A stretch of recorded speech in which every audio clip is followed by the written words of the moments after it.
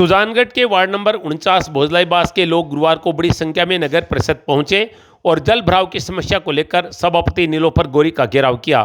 क्षेत्र की महिलाओं ने सभापति को खरी खोटी सुनाते हुए कहा कि हर बार बरसात के बाद उनकी गलियां और घरों में पानी भर जाता है, जिससे उनके बच्चे स्कूल नहीं जा पाते। यह पानी लंबे समय तक नहीं निकलता, जिससे पूरे क्षेत्र में बदबू फैल जाती है, जिससे बीमारियां फैलने का डर हुआ है। नेता प्रतिपक्ष जयश्री दादीस ने कहा कि चापटिया तलाई में छोड़े जाने वाले नालों की संख्या लगातार बढ़ती जा रही है, लेकिन यहाँ से पानी आगे निकालने वाली लाइन भी क्षमता कम है। इसके कारण तलाई ओवरफ्लो हो जाती है और पानी गलियों घरों में घुस जाता है। उन्होंने तलाई के पानी की निकासी के लिए 10 इंच की एक पाइपलाइन डालने की मांग रखी। इस पर सभापति ने कहा कि जल्दी इसका समाधान किया जाएगा। सभापति ने कमिश्नर मगराज डूडी की मौजूदगी में कहा कि एक और लाइन डालकर डबल करने के लिए जल्दी एस्टीमेट बनाकर टेंडर कर दिया जाएगा। साथ ही सभापति ने कहा कि सुजानगढ़ के लिए 25 करोड़ की ड्रेनेज योजना पिछली सरकार में पास हुई थी, अभी उसके वर्क ऑर्डर जारी नहीं हुए। अगर जल्दी वर्क ऑर्डर जारी हो जाए तो चापटिया तलाई क्षेत्र को इस योजना के अंदर शामिल कर समाधान कर दिया जाएगा। इस दौरान भाजपा नेता कमल दादी, श्याम स्वर्णकार, सुरेंद्र प्रजापत, सुनील प्रजापत, लक्ष्मण प्रजापत, वेद प्रकाश जांगीर, राजकुमार बोरा, बिकम चंद जोशी, नौरंग बुगालिया, जानू भाटी, मुमताज़ खान, भावना स्वामी, कंचन प्रजापत सहित बड़ी संख्या में लोग मौजूद रहे।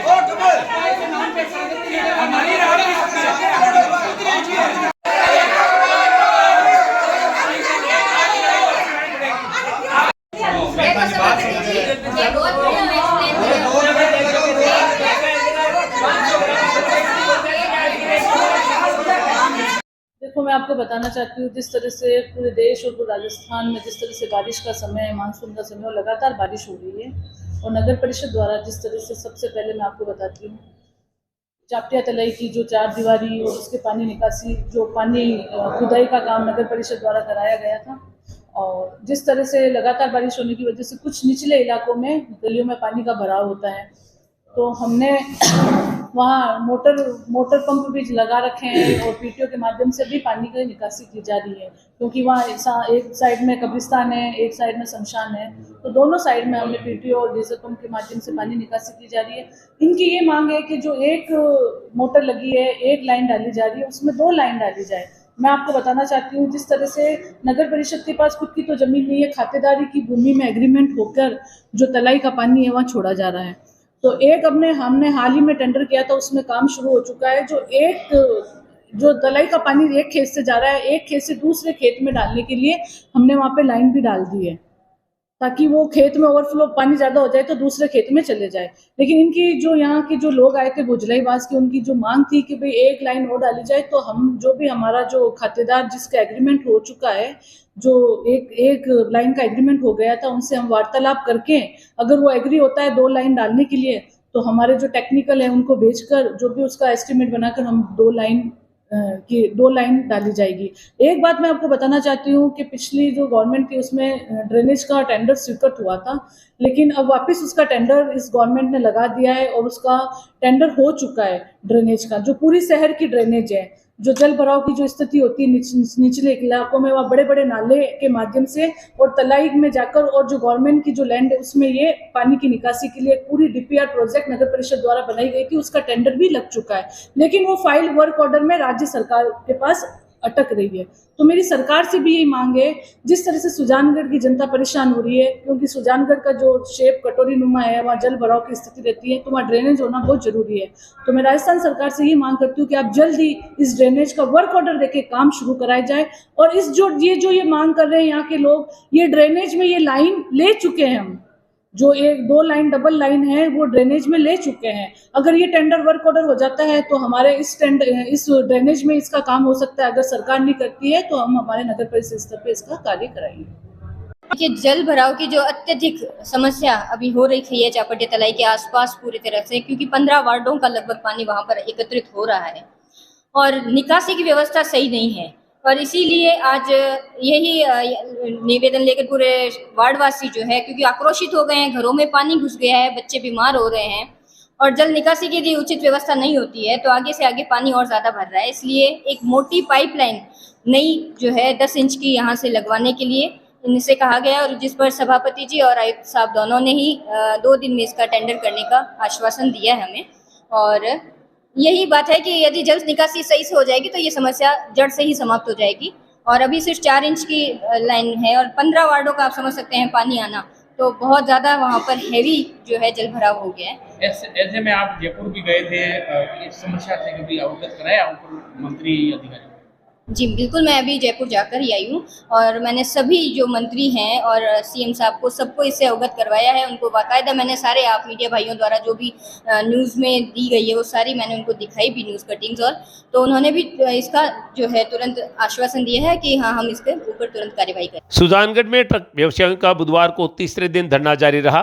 डीटीओ ऑफिस के सामने तीसरे दिन भी खनन व क्रेशर क्षेत्र के जुड़े ट्रक मालिकों ने ड्राइवर ने अपने वाहनों को कतार में खड़े करके नारेबाजी करते हुए सरकार व परिवहन विभाग के खिलाफ प्रदर्शन किया। इस दौरान ट्रक यूनियन के अध्यक्ष हेतराम खिलेरी ने बताया कि बुधवार को तीसरे दिन धरने पर बीकानेर, सीकर, नागौर, सदाशहर, डूंगरगढ़ सहित कई क्षेत्रों के ट्रक व्यवसायी शामिल हुए और आंदोलन के साथ देने का आश्वासन दिया। खिलेरी ने कहा कि मांगे नहीं माने जाने तक डीटीओ ऑफिस के सामने अनिश्चितकालीन धरना चक्का जाम जारी रहेगा।